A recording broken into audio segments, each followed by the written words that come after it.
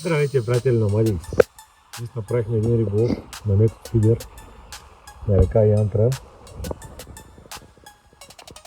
Както виждате, резултата е на лице. 3 кефалчета. Този е най-малкия, близо кило. Имаме и бонус шеранче. На батко, красавица. Ето много хвала.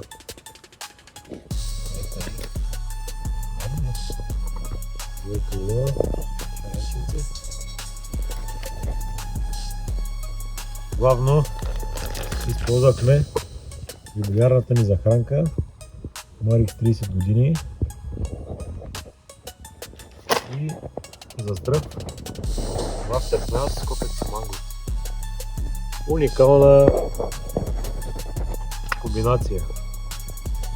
Успех и насука на всички рибари.